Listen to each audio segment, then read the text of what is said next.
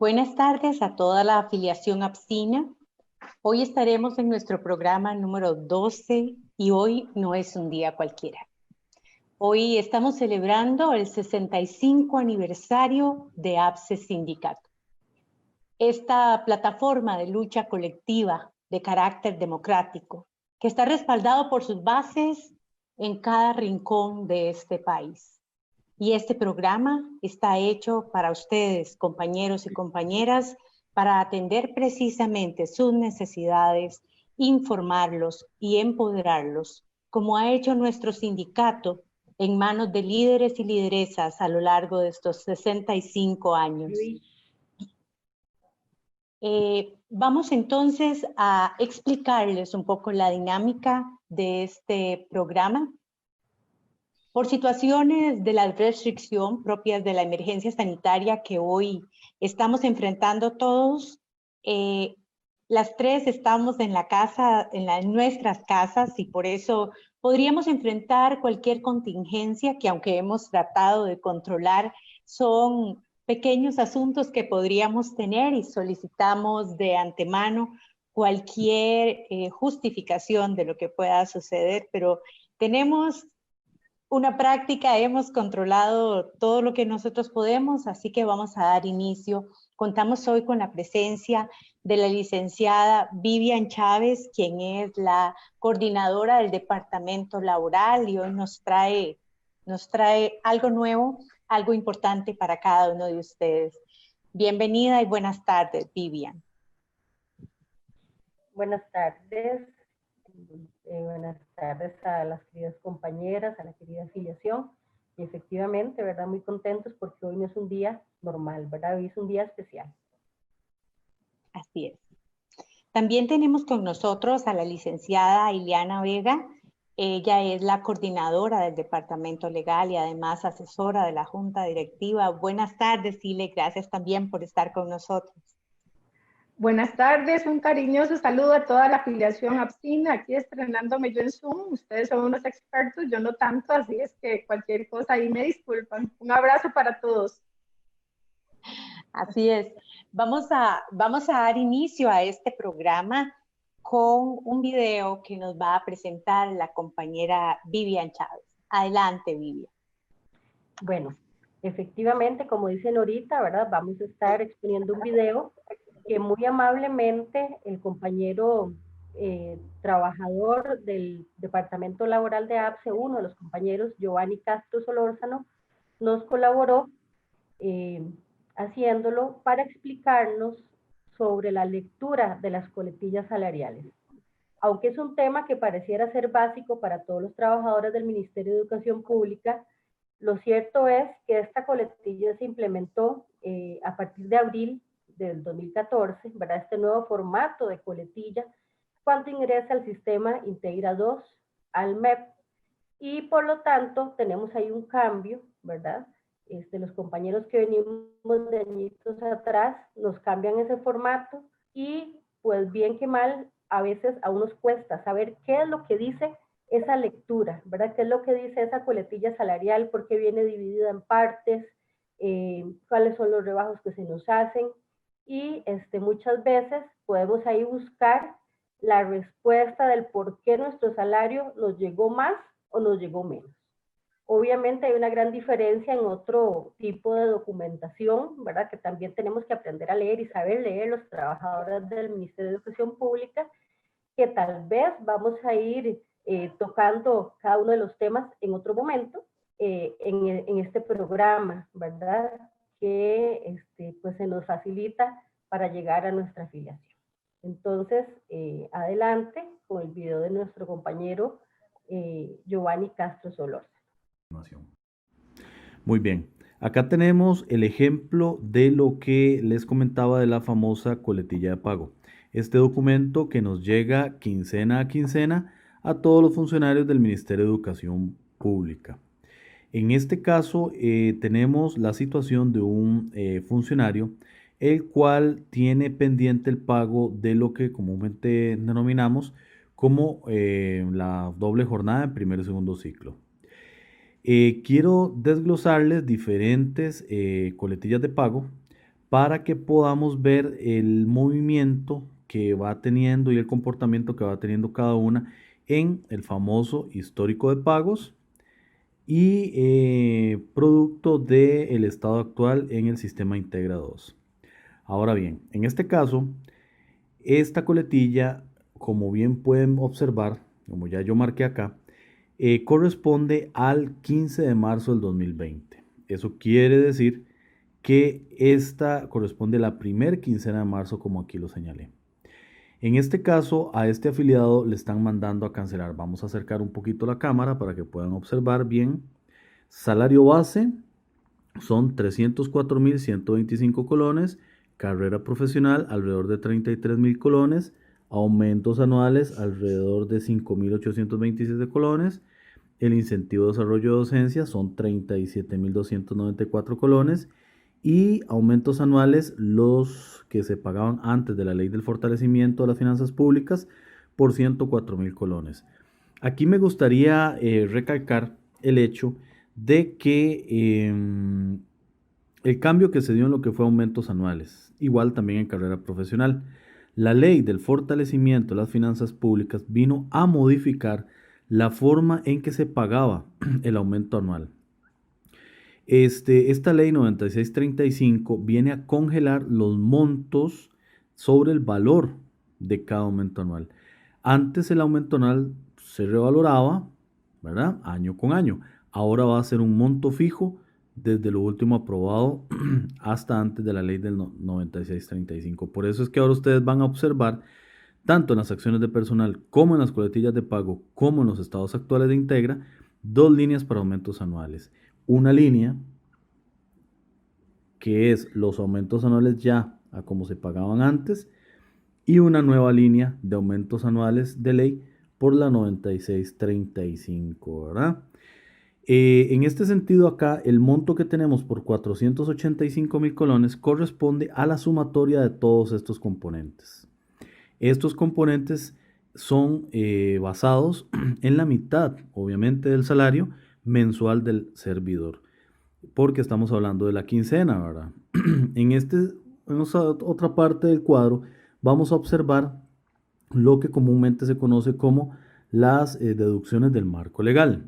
Aquí tenemos ya propiamente, vamos a acercar un poquito la cámara, propiamente lo que tiene que ver con las deducciones que nos hace la Caja, la Sociedad de Seguros de Vida, JUPEMA, el régimen de pensiones complementarias, el Fondo del Magisterio Nacional y Caja de Ande, ¿verdad?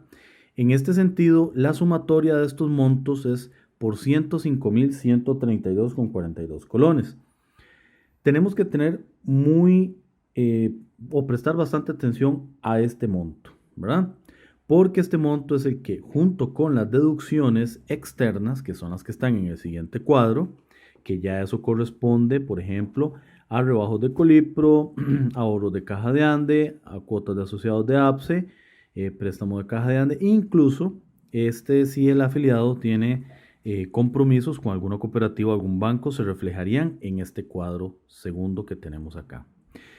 Importante para que lo sepan, este monto de las deducciones del marco legal se suman a las deducciones globales que tenemos en este cuadro, ¿verdad? Estas deducciones globales se suman acá y vamos a tener ese monto de este lado, ¿verdad? Muy importante, de este lado. ¿Por qué?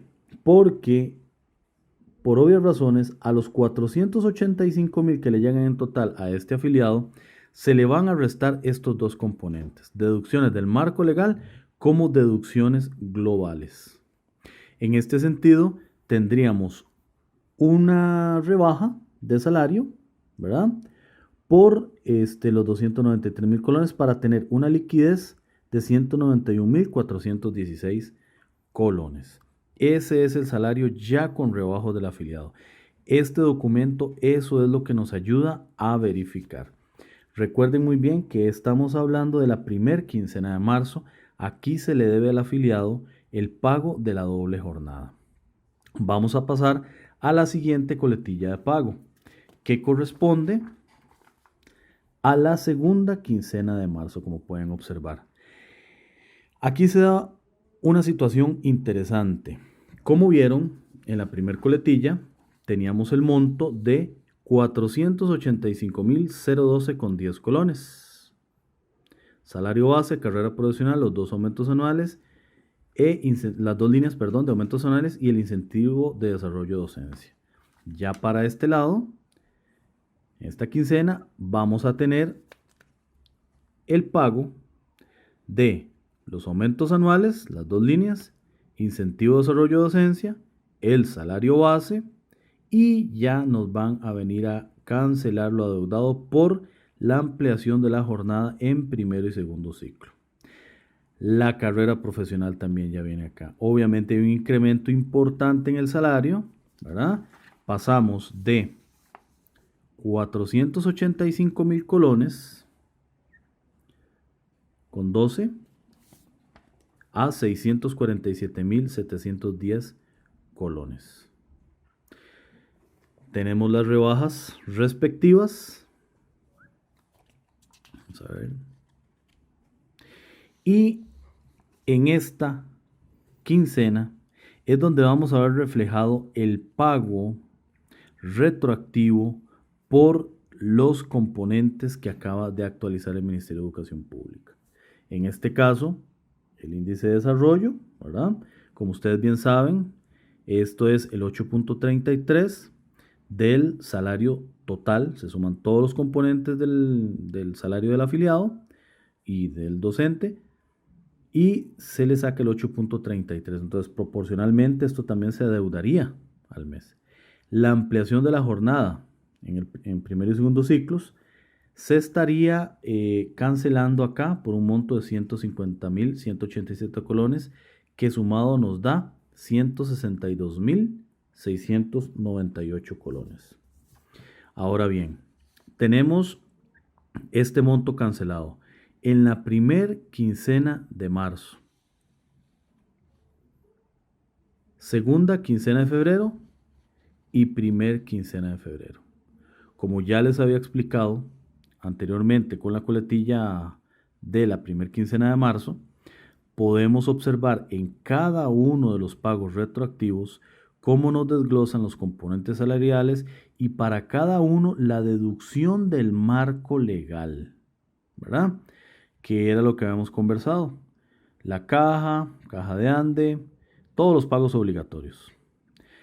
Estos montos, que son muy importantes, cada uno de 162.000 colones, se van a sumar al final de la coletilla, ¿verdad? Se van a sumar al final de la coletilla, como también se van a sumar tanto las deducciones de cada una de las quincenas, 137, 32.000 colones, 32.000 y 32.000, más proporcionalmente a este monto, las deducciones globales, o sea, los compromisos externos que tiene el afiliado. Entonces, cada una de las deducciones retroactivas del marco legal, más la deducción de la quincena de turno, en este caso la quincena del 30 de marzo, ¿verdad? Y proporcionalmente ese monto nos va a dar un resultado de 514.585 colones, que lo tenemos acá.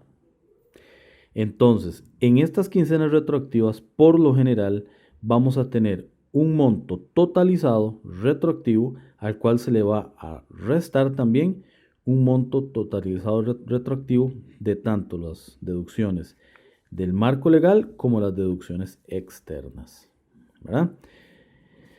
Pasamos a la siguiente coletilla pago. Esta coletilla pago ya es una coletilla pago normalmente y comúnmente llamada coletilla pago ya actualizada, ¿verdad? Tenemos que para esta quincena, la primera de abril, ¿verdad? Teníamos las de marzo anteriormente, ya viene el salario normalizado, 647.710,21 colones, que es lo que le corresponde a este afiliado por ese monto. Tenemos la deducción del marco legal, más proporcionalmente las deducciones las deducciones globales, ¿verdad? Por entidades externas para hacer la resta respectiva. Y ahora ya vamos a tener un incremento salarial líquido de 319.972 colones, que en comparación con la primer coletilla que tuvimos de marzo, podemos comprobar que se dio un pago retroactivo. Acá lo podemos observar. Comparando la primera de abril con la primera de marzo, vemos ya el incremento en el salario líquido, ¿verdad? Y obviamente el comportamiento genera un movimiento importante también en las deducciones. Teniendo ya este dato, podemos observar cómo este monto se ve directamente relacionado con el famoso histórico de pagos, que acá es donde viene a reflejarnos el sistema todos los pagos que le ha hecho al afiliado. Por ejemplo, vemos que ya que está normalizado 647.710 colones para las quincenas de marzo, que ya lo vimos, ¿verdad? Lo vimos en la primera de abril, segunda de abril y en la segunda de marzo, que fue cuando se pagó todo lo retroactivo. Como podemos observar en la colectilla que les había mostrado. En la segunda de marzo se observan los montos y los pagos retroactivos. 162.000 colones con 162.698 colones fue lo que se pagó de forma retroactiva a este afiliado por quincena. Lo podemos ver acá. Primera de febrero, segunda de febrero, primera de marzo y ya la segunda de marzo normalizado. Esos 162.000 colones los vemos aquí. Aquí, aquí. Y se ve ya reflejado la actualización de este funcionario para cada una de las quincenas mencionadas. Vemos que se le pagó de forma retroactiva en la segunda quincena de marzo para un periodo de pago de la primera de febrero. Entonces, en este sentido, este afiliado ya tiene completamente normalizado el salario con pagos retroactivos. Tenemos acá el famoso estado actual del sistema, famoso estado actual. Este estado actual, para el estudio que se hizo en ese momento, era el 7 de mayo del 2020. Aquí podemos observar, bueno, por obvias razones, en todos los documentos nosotros nos dimos a la tarea de tapar la identificación del afiliado junto con su condición laboral.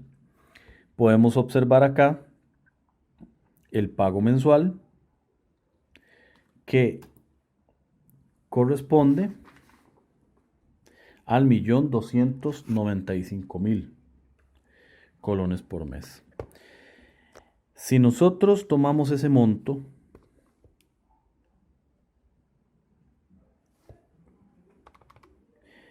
$1.295.000 colones 420,43 y lo dividimos entre 2, vamos a obtener un salario de 647.710 colones, que es lo que ya nos están actualizando acá en las coletillas de pago. Ven que el monto da exacto, 647.710,21. Esta es la forma de analizar lo más exacto que se puede la famosa coletilla de pagos. Esta es la información que nos brinda la coletilla de pagos para poder nosotros saber si el Ministerio de Educación Pública nos está pagando el salario completo, ¿verdad? Y si nos ha pagado montos retroactivos. Entonces, tanto la coletilla de pago, las acciones de personal van a generar un movimiento importante en las coletillas de pago. Y la coletilla de pago está directamente relacionada con el histórico de pagos y con el estado actual en Integra 2 del afiliado. Espero les haya quedado claro este video. Cualquier consulta estamos para servirle. Mi nombre es Giovanni Castro, de Asesoría Laboral del APSE, para cualquier duda y consulta. Muchas gracias y buenas tardes. Bueno, muchas gracias al compañero Giovanni Castro por su colaboración en la explicación de las coletillas salariales, que como indicaba al inicio, no todos lo saben, como decía alguno de nuestros compañeros. Si lo explicamos es porque tenemos al año miles de consultas sobre lo que vienen nuestras coletillas salariales. Si no, no tendríamos ningún tipo de consulta, ¿verdad?, con respecto a lo que son los documentos de lectura propios del trabajador del Ministerio de Educación Pública. Las disculpas por las fallas técnicas del sonido que ya estuvimos viendo, efectivamente desde su casa el compañero tuvo que hacerlo y tal vez podamos trabajar, ¿verdad?, para colgarlo con un mejor sonido, ¿verdad?, o mejorarlo y que quede pues a la mano de todos nuestros compañeros y compañeras. Tal y como lo explicó el compañero Giovanni, podemos ver que ahí se visualiza cada uno de los rubros que se nos cancelan a nosotros en el Ministerio de Educación. Vimos como ahí tenemos la parte específica en donde vienen los aumentos anuales. En esos aumentos anuales tenemos la división, como dijo Giovanni, de las anualidades antes de la ley 9635 y el pago de las anualidades posterior a la ley 9635, es decir, posterior al 8 de diciembre, el 4 de diciembre, perdón, del 2018. Entonces, esta quincena se pagó la anualidad correspondiente al año 2019. Entonces, en esta coletilla salarial tenemos que encontrar en la parte de las anualidades, ley 9635, ya dos, ¿verdad? Ya no solamente una, que nos aparecía anteriormente en la coletilla de pago, sino dos. Por otra parte, algunos compañeros por ahí nos escribían diciendo que ya no se puede reclamar nada de esto, nada de los pagos que nos adeudan. Por supuesto que sí se puede reclamar, o sea, no sé a qué se refieren diciendo que no se pueden hacer reclamos de los pagos.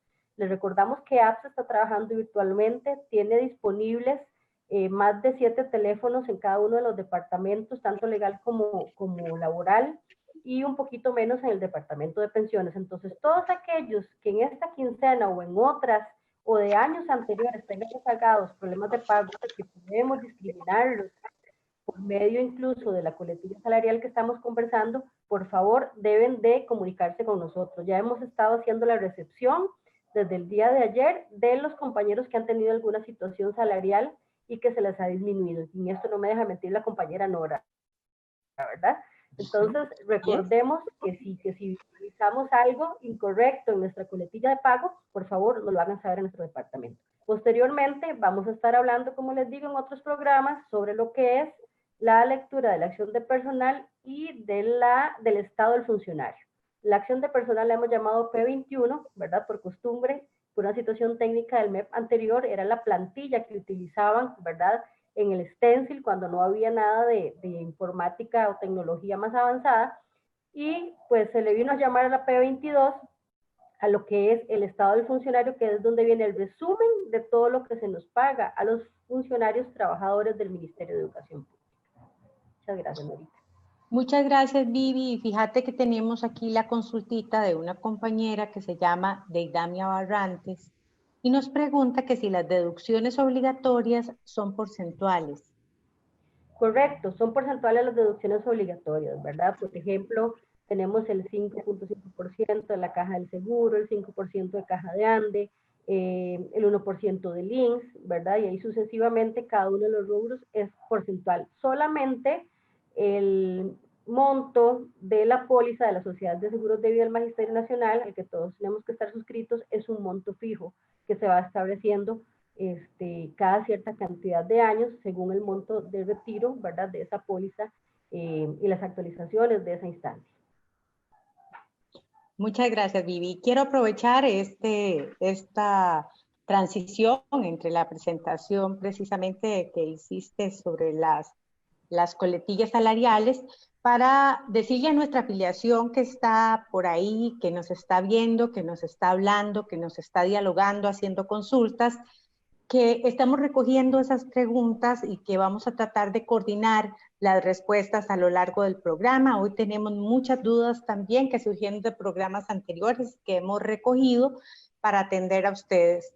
Recordarle a nuestra afiliación, a nuestros presidentes de base, que estamos ya recogiendo las fórmulas para las directivas que requieren la firma del presidente o presidenta, y que por favor nos saquen enviar esas boletas, esos formularios que están completando por medio de una imagen nítida al correo reportes@apse.cr. Entonces recordarles que esas bases tenemos que estar listas.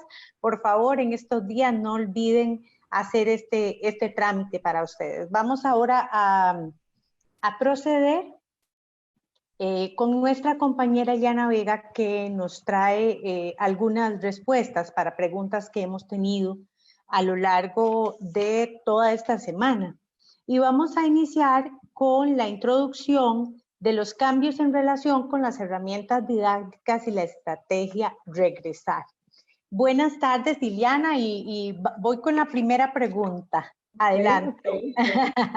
Dice la primera pregunta: recientemente, por parte del despacho del Viceministerio Académico y la Dirección de Desarrollo Curricular, se han generado una serie de cambios en relación con las herramientas didácticas en el contexto del proceso educativo a distancia y de la estrategia Regresar. Y se ha introducido un nuevo concepto de guías de aprendizajes esperados base 2020, conocidas por todos como GAP. ¿Nos puede explicar usted de dónde y por qué y a partir de cuándo deben implementarse estas guías? Gracias, Silvia. Sí, bueno, muchísimas gracias, Norita. Sí, esa es una pregunta que sí, si bien es cierto, es del campo absolutamente pedagógico, pero a mí me parece muy importante que la podamos explicar hoy, dado que toda la explicación surge en una circular que me voy a permitir mostrarles y que vamos a ir compartiendo con ustedes. Esta circular que yo les voy a mostrar, lamentablemente, no fue de conocimiento de todos los docentes, sino que se quedó más bien a nivel de directores y supervisores de educación. Por lo tanto, vamos a ir explicando lo más relevante para entender un poco todos esos detalles de lo que son las GAP o las guías de aprendizaje base. Bueno, en primer término se trata de una circular suscrita por la directora de la Dirección de Desarrollo Curricular, doña María Alexandra Ulate Espinosa, que por supuesto cuenta con el visto bueno de la viceministra académica, la señora Melania Brenes Monge. Se emitió el 19 de junio del 2020 y, como ustedes pueden ver, va dirigida a directores regionales de educación, jefaturas de asesoría pedagógica, supervisores de educación y directores de centros educativos. Se trata de la circular DDC 588-06-2020 y se refiere precisamente a la entrega de las plantillas guías de aprendizaje esperados base 2020. Es muy curioso porque todos estaban esperando que estas guías de aprendizaje base fueran entregadas precisamente el 19 de junio. Sin embargo, me imagino que por cuestiones de algún atraso que tuvo la Dirección de Desarrollo Curricular, no fueron dadas a conocer ni entregadas hasta el 22 de junio en una reunión que se hace con todas estas personas que indiqué a las que iba dirigida esta circular. Nosotros luego vamos a colgarla en la página web de APSE porque casi ninguno de ustedes docentes la conoce. Por eso me pareció muy importante compartirla con ustedes. No voy a leer todo el documento, sino que voy a compartir con ustedes algunos de los aspectos más importantes. Dice el documento: conocedores de la diversidad de los contextos educativos en las 27 direcciones regionales de educación, se tomó como punto de partida la identificación de 4 escenarios en los que se focalizaron esfuerzos para asegurar el proceso de construcción de los aprendizajes de la población estudiantil costarricense, garantizando su derecho a la continuidad del proceso educativo. Eso es a manera de introducción cuál es la razón del origen de las guías de aprendizaje base. Posteriormente tenemos, ante este panorama del país, las direcciones de desarrollo curricular y educación técnica y capacidades emprendedoras realizan la planificación pertinente para que se desarrollen los aprendizajes inherentes al tiempo que resta del curso lectivo, de tal manera que se logre la continuidad y la concatenación en los aprendizajes esperados base, los cuales son medulares en el proceso gradual y progresivo plasmados en el documento denominado Guías de Aprendizaje Base. ¿Qué significa esto? Pues aquí podemos ver que estas guías van a seguirse trabajando hasta el fin del curso lectivo, es decir, hasta diciembre, hasta que termine el curso lectivo en diciembre. Van a trabajarse, como vamos a ver más adelante, a partir de la primera semana del mes de agosto hasta diciembre. Y que, como vamos a ver también más adelante, y es que esto es lo que me interesa mucho compartir con ustedes, es que estas guías de aprendizaje base van a sustituir las plantillas de planeamiento que ustedes han venido trabajando desde principio del año. Y eso para mí es lo que constituye la modificación básica de este documento y de, por supuesto, el inicio de las guías de aprendizaje base o GAP. Continuamos.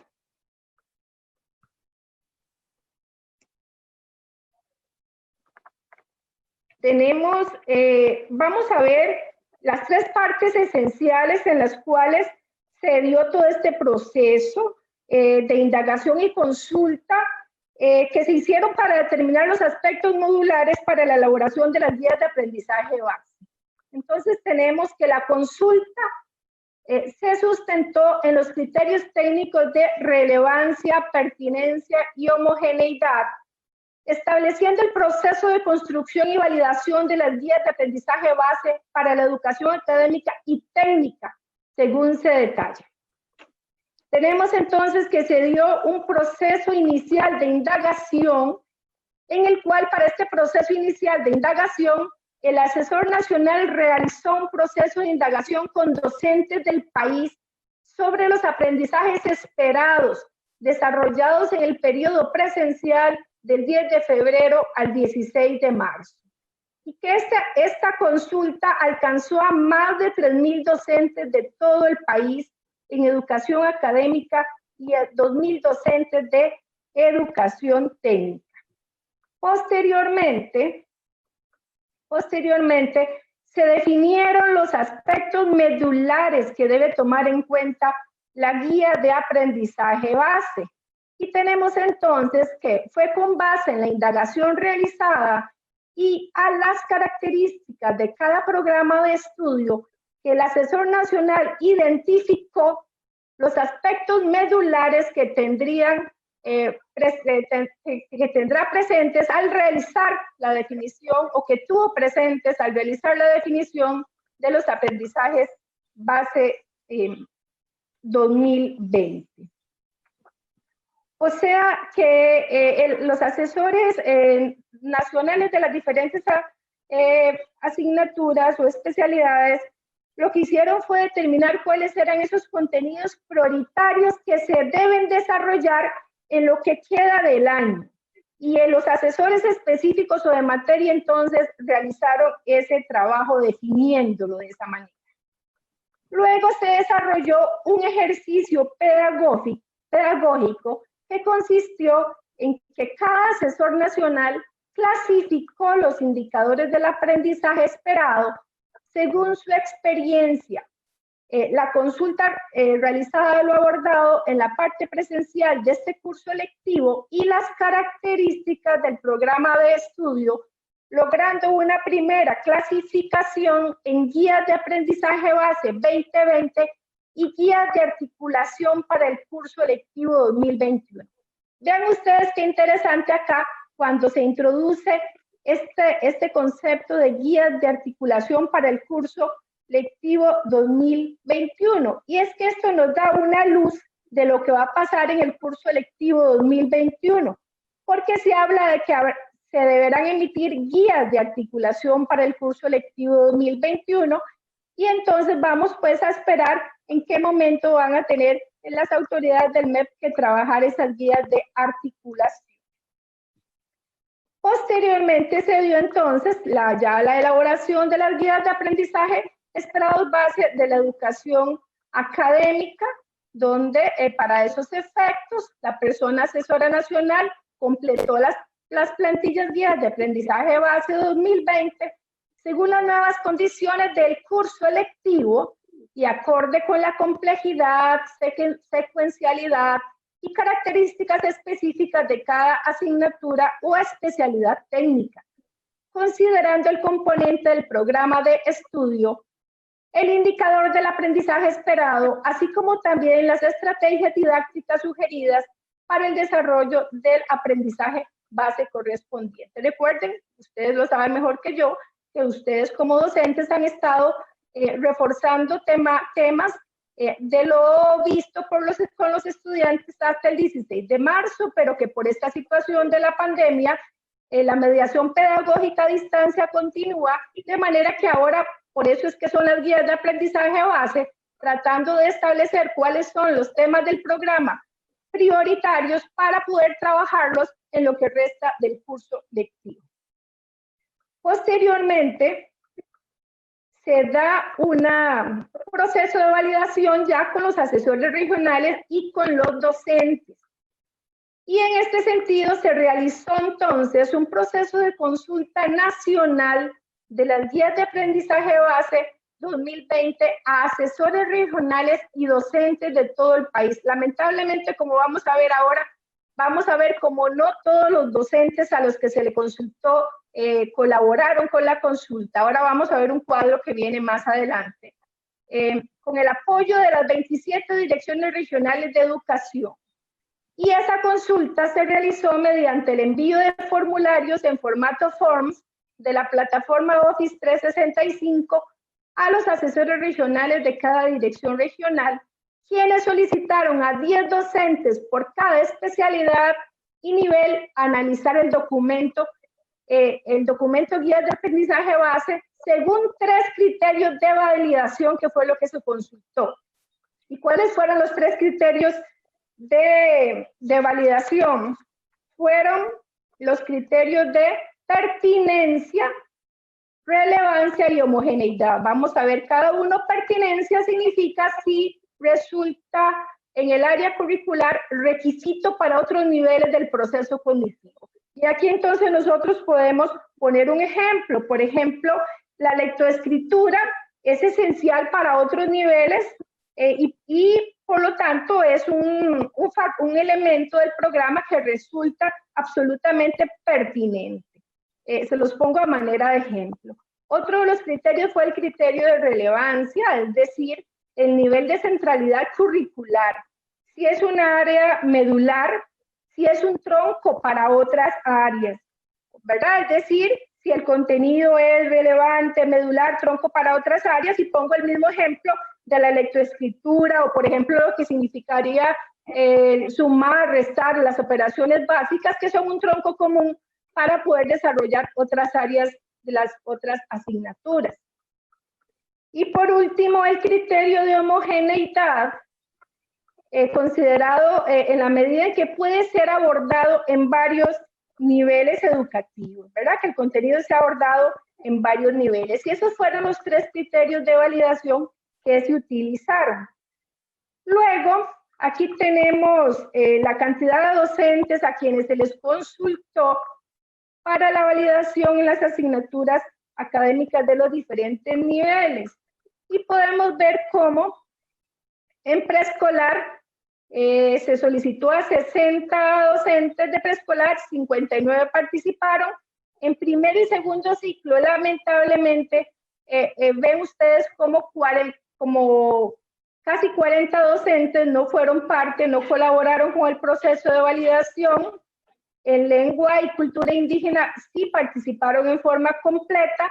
Vean ustedes cómo en tercer ciclo y educación diversificada faltaron de 1.270 formularios solicitados, se recibieron 1.429 respuestas, y en educación de jóvenes y adultos se trabajó completo. En total se solicitaron 2.830 y se recibió finalmente 2.954.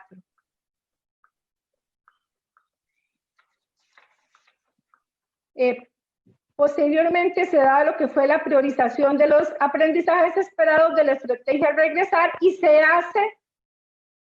se hace formal entrega de las guías de aprendizaje base a las autoridades el día 19 de junio, que ya les decía anteriormente, no se cumplió con esa fecha porque la entrega formal de las GAP se hizo hasta el 29 de junio. Aquí vemos cómo sí se indica que la presentación, el 22 de junio se realiza la presentación a nivel nacional en un evento Teams a todo el país. Estaban convocados directores regionales, jefes pedagógicos, asesores regionales, supervisores y directores.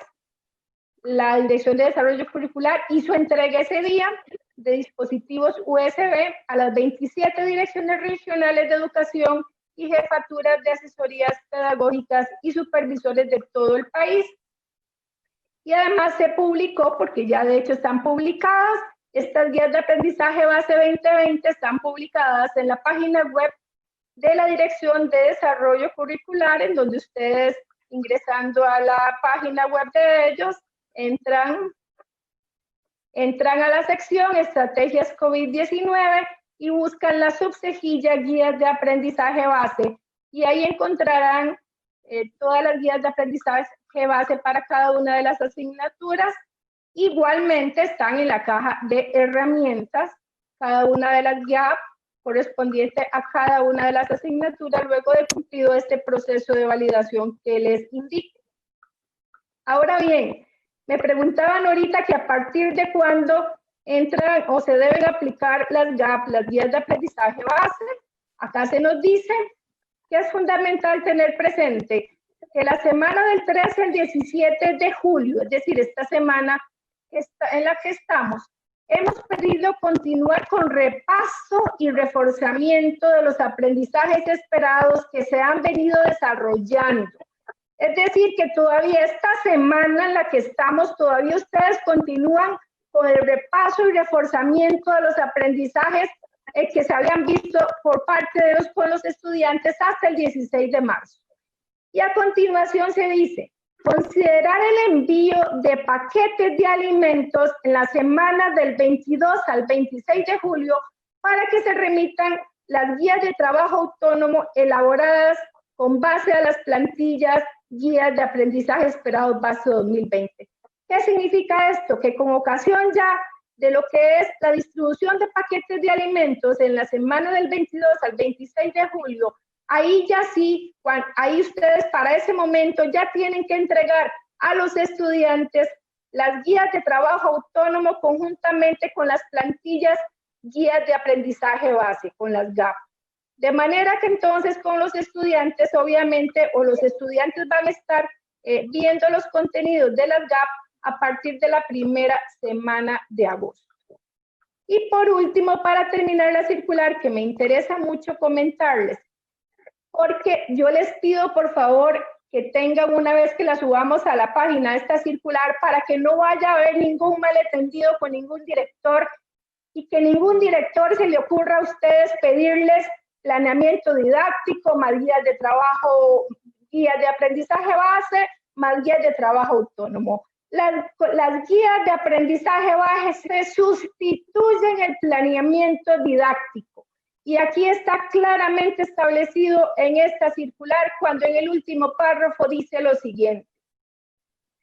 El planeamiento que el docente debe tener a mano y completo será realizado en la plantilla Aprendizaje Base 2020, que como ustedes saben tiene 4 columnas en las cuales van a estar establecidas 3, y el docente en la cuarta columna, donde se indica actividades didácticas sugeridas, ahí es donde debe cambiar el nombre de actividades didácticas sugeridas y anotar el nombre mediación pedagógica, y ahí incluir como leyenda ver el anexo de las guías de trabajo autónomo, tomando por supuesto en cuenta ahí las actividades didácticas sugeridas por cada uno de los asesores nacionales. Este documento completo debe tenerlo a mano con sus anexos, que serán los anexos, como les decía, las guías de trabajo autónomo para presentarlo cuando sea solicitado por el director o directora del centro educativo. Para concluir, entonces, las guías de aprendizaje base, y es lo que me interesa dejar claro el día de hoy, constituyen el nuevo planeamiento didáctico a partir de la primera semana de agosto.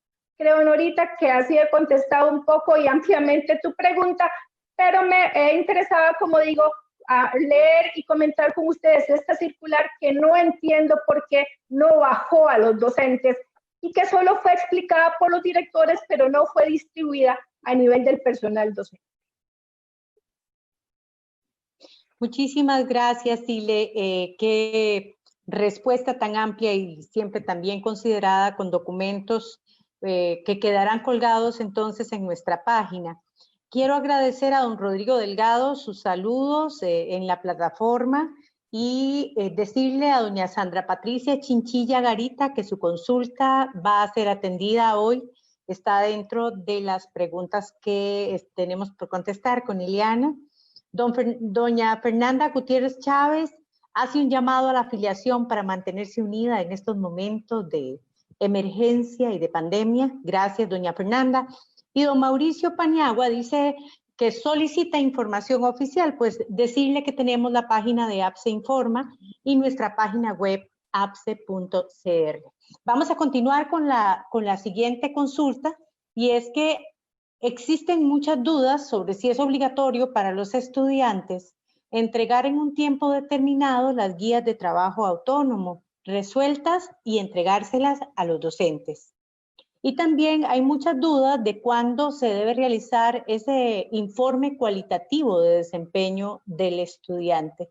En algunos centros educativos los directores están obligando en fechas determinadas a los alumnos a entregar esas guías resueltas, y a los docentes se les obliga a revisarlas también en un tiempo determinado.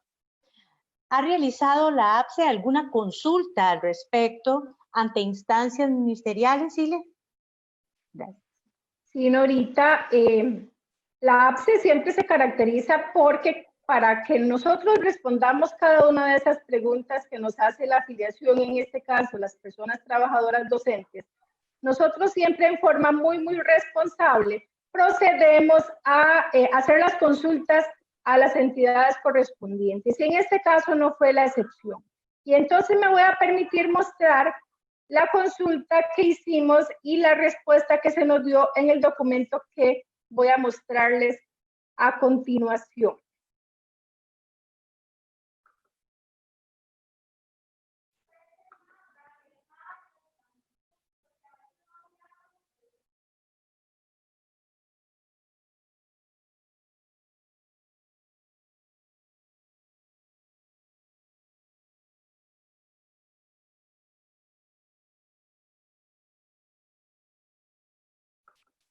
Perdón, ahora sí. Aquí tenemos el documento que se trata del oficio DDC DEVA 119-07-2020 de fecha 7 de julio del 2020, en la que recibimos respuesta, ni más ni menos, como vamos a ver al final del documento, de doña Rocío Torres, que es la jefa del Departamento de Evaluación de los Aprendizajes. Y es que nosotros preguntamos precisamente lo que ahora me consultaban ahorita. Hubo una circular que, bueno, la vamos a tener que indicar acá hasta de qué centro educativo es. Hubo una circular emitida por el Colegio Académico Nocturno de Sinaí, donde precisamente se obligaba a los docentes a lo siguiente. Me voy a permitir leer, porque fue precisamente a raíz de esa circular que nosotros solicitamos el criterio técnico para determinar cuál es la posición del Departamento de Evaluación de los Aprendizajes sobre la entrega y revisión de las guías de trabajo autónomo y sobre el informe cualitativo del estudiante. La circular de este centro educativo decía lo siguiente: obligaba a los docentes a lo siguiente. Decía, las guías de trabajo autónomo GTA van a ser recibidas en alguna de las siguientes formas. Y se indicaba, número 1, los estudiantes que están trabajando con las guías impresas deberán entregarlas ya elaboradas y culminadas en la próxima entrega de alimentos, que posiblemente será el 24 de junio. Debe anotar el nombre completo y la sección en cada guía de trabajo autónoma que entregue. Además decía, los estudiantes que están trabajando las guías digitalmente deberán enviarlas al docente ya elaboradas y culminadas, sea por correo electrónico en la plataforma Teams o como lo disponga el docente. El docente deberá ir revisando las guías de trabajo autónomo, ya que debe elaborar el informe cualitativo de desempeño del primer periodo en el momento en que se le solicite. Por lo tanto, por favor, ser puntuales en la entrega de las evidencias a los profesores en el medio y forma acordada. A raíz de eso, como les mencioné anteriormente, procedimos a hacer la consulta si esos requerimientos realmente procedían tal cual. Y entonces el Departamento de Evaluación de los Aprendizajes realiza un análisis técnico de nuestra consulta con fundamento en las pautas o los documentos de pautas para la implementación de las guías de trabajo autónomo en la estrategia Aprendo en Casa, y además con fundamento, vamos a ver acá porque no voy a leer todos, no nos alcanzaría el tiempo, además con fundamento en el documento de orientaciones para el proceso educativo a distancia. Y finalmente, a la luz de esos dos documentos, tenemos el criterio técnico siguiente, que ahí sí me voy a permitir leer. Dice el Departamento de Evaluación de los Aprendizajes en su respuesta. De acuerdo con lo anteriormente expuesto y con base en el documento Pautas para la implementación de las guías de trabajo autónomo en la estrategia Aprendo en Casa, la entrega del portafolio de evidencias por parte del estudiantado y su revisión por la persona docente se realizará una vez que se reinicien las clases presenciales. Vean ustedes qué importante la guía que nos está dando el Departamento de Evaluación de los Aprendizajes en cuanto a la valoración del portafolio de evidencia. Y posteriormente, con respecto a la entrega de las guías de trabajo autónomo GTA, de acuerdo con el documento Orientaciones para el proceso educativo a distancia, si como producto de la planificación realizada por la persona docente, que implica el análisis con evidencias contundentes de los diferentes escenarios en cuanto a posibilidades de recursos, sean digitales, tecnológicos y económicos, tiempo y espacio, apoyos brindados en el hogar, podría realizarse en razón de contar la persona docente con las condiciones idóneas.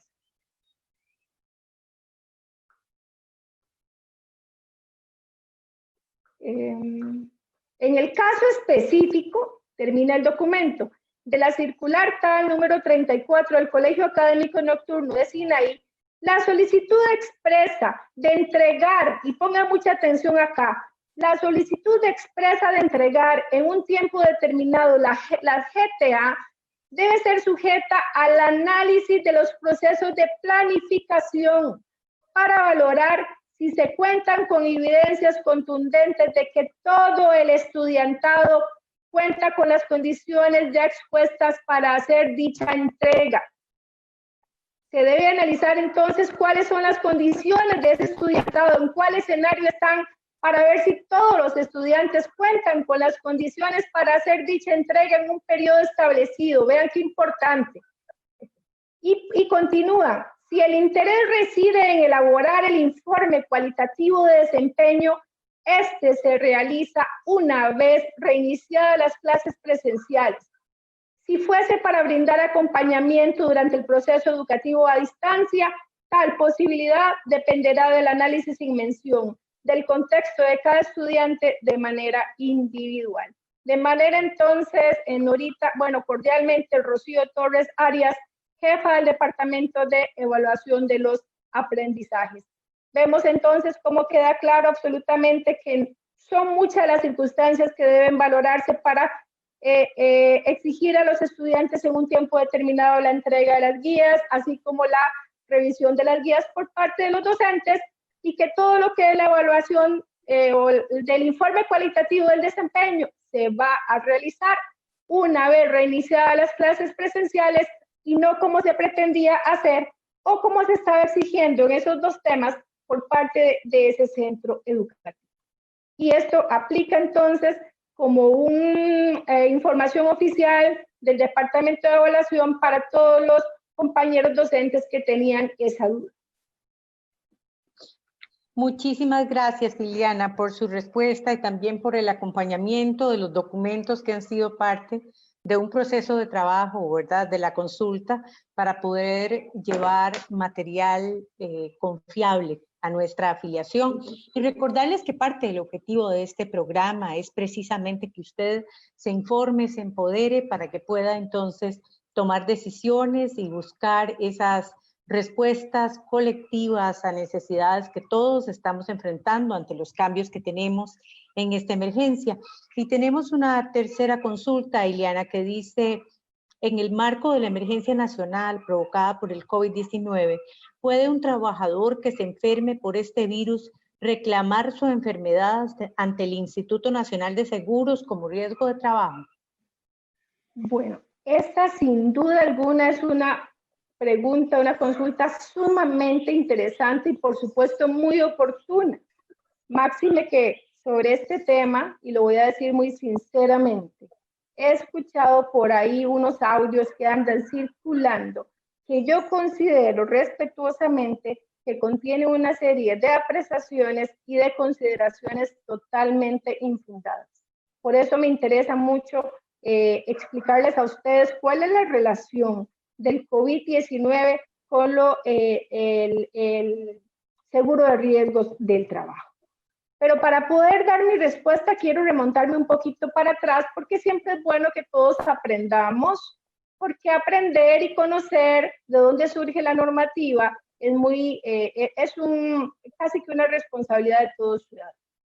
En primer lugar, el seguro de riesgos de trabajo en nuestro país surge en los años 20 del siglo pasado, con la promulgación de una ley que había establecido como una obligación patronal aportar o garantizar una suma de dinero para los herederos o sucesores legales en caso de muerte o pérdida de un órgano del trabajador por una lesión o por una enfermedad temporal o en caso de muerte del trabajador.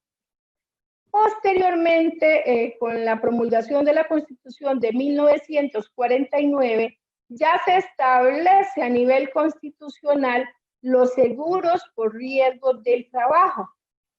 Y ya para el año 1982 se reforma nuestro Código de Trabajo y se incluyó todo un título de protección a los trabajadores con el derecho del riesgo de trabajo. Y se establece entonces el seguro por riesgos de trabajo como un derecho forzoso, universal y obligatorio, tal y como se estipula en el artículo 201 de nuestro Código de Trabajo. Pues muy bien, eso como un antecedente. Ahora bien, hoy día, con ocasión de esta pandemia provocada por el COVID-19, las autoridades del INSS, del Instituto Nacional de Seguros, han manifestado y han emitido un documento en el que se indica, que también con muchísimo gusto lo podemos colgar de la página de ACE. Las autoridades del INSS han resuelto que las personas trabajadoras diagnosticadas como sospechosas o confirmadas de haber sido contagiadas por COVID-19 como consecuencia y a causa de su trabajo, no por otro tipo de actividad. Se debe tomar en cuenta entonces o seguir los siguientes pasos para acceder a los seguros de riesgo del trabajo. Y estos son los pasos que habría que seguir si alguno de ustedes, compañeros, es sospechoso de tener COVID o lamentablemente se enferma con este virus con ocasión del trabajo, no por la realización de algún otro tipo de actividad lúdica, o si salieron a pasear, o si salieron a hacer compras, etcétera. Estoy hablando, en este caso, de compañeros más expuestos, por ejemplo, agentes de seguridad que están presentes ahí en el centro educativo, que es con ocasión de su trabajo en los centros educativos, en su trayecto de la casa al centro educativo o viceversa, o de las conserjes que están siendo convocadas, o de las trabajadoras de comedores escolares que deben salir de su casa para ir al centro educativo. Si con ocasión de esa labor presencial en los centros educativos, alguno de estos compañeros se enferma o es sospechoso de COVID, debemos seguir los siguientes pasos. Número 1, el patrono, o en este caso en el MEP, el jefe inmediato o director, debe enviar de inmediato el aviso de accidente y enfermedad laboral, lo cual puede hacer por el sistema virtual. Vean qué interesante, un director institucional lo puede enviar al INSS el aviso de accidente por el sistema virtual que se llama RT virtual, o bien en casos excepcionales podrá remitir la boleta del aviso de accidente a los centros de salud del INSS para la valoración respectiva. Eso es lo primero que habría que hacer. Segundo, se debe demostrar mediante prueba que el contagio del virus se dio como consecuencia o por causa del trabajo desempeñado, lo que le mencionaba anteriormente. No es que si yo estoy en mi casa y salí a algún lado, me contaminé, andaba haciendo compras, eso no vale. Tiene que ser que la causa haya sido con ocasión del trabajo desempeñado. Y tercero, el trabajador debe acudir a la Caja Costarricense de Seguro Social. Vea qué interesante, no directamente al INSS, sino que el trabajador debe acudir a la Caja Costarricense de Seguro Social a recibir atención primaria. Y posteriormente el ente asegurador hará el análisis respectivo para el otorgamiento o no de dicho seguro por riesgo del trabajo. Y en caso de que el INSS determine que no procedía, que no calificaba como riesgo de trabajo, entonces la Caja Costarricense de Seguro Social es la que debe asumir totalmente el tratamiento de la enfermedad. Y vean qué interesante. En esa publicación que hacen las autoridades del Instituto Nacional de Seguros, el INSS señala que, comillas, en los centros de trabajo, que por la naturaleza de las ocupaciones que desempeñen los trabajadores, tienen una constante exposición al riesgo de contagio de COVID-19, es imperativo extremar las medidas preventivas ya señaladas por el Ministerio de Salud, las cuales contribuyan a la prevención de la enfermedad. Y para esos efectos da las siguientes recomendaciones importantes. En la medida de lo posible, implementar el teletrabajo.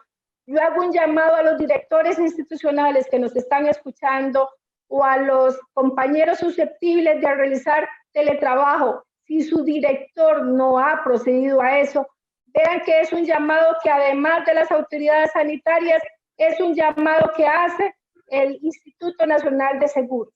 Además, el INSS insta a mantener limpios los puestos de trabajo, exigir a las juntas administrativas que los puestos de trabajo de quienes deben estar ahí haciendo frente a su labor en los centros educativos, esos puestos de trabajo deben estar absolutamente limpios.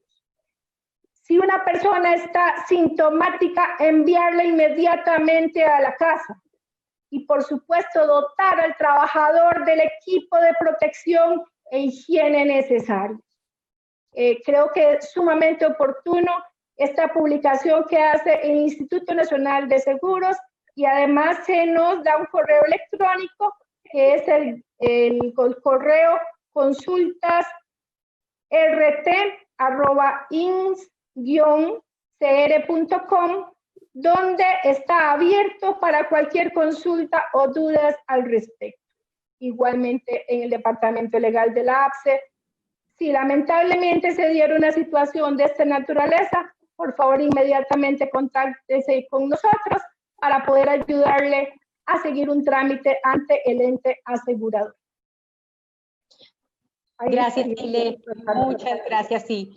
Y para cerrar, porque sí todavía tenemos muchas preguntas por contestar, pero bueno, vamos a cerrar con esta que está relacionada, es que nos hemos enterado que en los últimos días ha llegado al correo de algunos trabajadores de título 1 y título 2 un mensaje que incluye un contrato de teletrabajo domiciliar. Entonces la pregunta a los compañeros es si ellos deben firmar ese contrato y a qué se debe la necesidad de actualizarlo.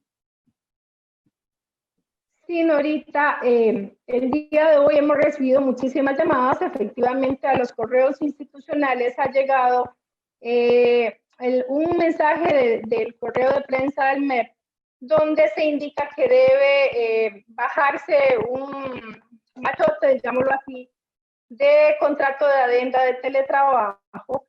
Y a raíz de eso, pues procedimos a hacer la consulta respectiva a la Dirección de Recursos Humanos y se nos indica que esto obedece a un requerimiento de la auditoría interna del MEP por un asunto de cumplimiento de control interno. Y bueno, entonces dado eso, procedimos a analizar el documento o la fórmula de contrato de teletrabajo que se está enviando y nosotros consideramos que no tiene ninguna implicación seria, que se trata de un documento que lo pueden llenar de forma fiable, confiable, porque más bien se considera que el hecho de que el trabajador que está en un puesto de teletrabajo esté amparado por un contrato de esta naturaleza, más bien implica un respaldo de que efectivamente las labores que está haciendo en su casa en la modalidad de teletrabajo están respaldadas por un contrato y eso le da una gran seguridad jurídica al trabajador. Recordemos que este adendo se da porque muchos de los contratos de teletrabajo que se habían dado inicialmente a inicios de la pandemia ya estaban vencidos y entonces lo que el MEP pretende es que se haga una adenda, es decir, como una prórroga del contrato de teletrabajo a convenir entre el jefe inmediato y el trabajador. Yo no sé, las partes verán si lo hacen por 2 meses o lo hacen hasta final del curso lectivo, etcétera, pero no le vemos ninguna implicación legal y repito, más bien consideramos que es un respaldo al trabajador máximo en este momento en que, como yo siempre digo, las voces del odio andan por ahí reclamando, diciendo que los funcionarios públicos no están haciendo nada, que siguen de vacaciones en la casa. Pues no, aquí está mi contrato de teletrabajo firmado entre la administración y yo como persona trabajadora, y aquí se respalda y se comprueba que yo he estado desde mi casa cumpliendo las labores establecidas precisamente en el contrato de teletrabajo. Bueno, muchísimas gracias, Iliana. Se nos ha ido el tiempo. Gracias a todos los compañeros que han estado con nosotros, doña Magdalena Cano, don Edel Fernando Gómez, que han estado haciéndonos consultas que vamos a responder en estos días. Hay algunas un poquito urgentes que ya vamos a pasar. Y agradecerle muchísimo a nuestra compañera Vivian Chávez, a nuestra compañera Iliana, el esfuerzo semanal, diario, de estar trabajando con todas estas consultas, de hacer las consultas oficiales, de empoderar a nuestra afiliación en la información. Y es que hoy no es un día común. Hoy estamos celebrando el 65 aniversario de nuestro sindicato. Así que un abrazo para todos los afiliados y las afiliadas, y así juntitos muy fuertes, podemos luchar más fácilmente. Muchas gracias y buenas tardes.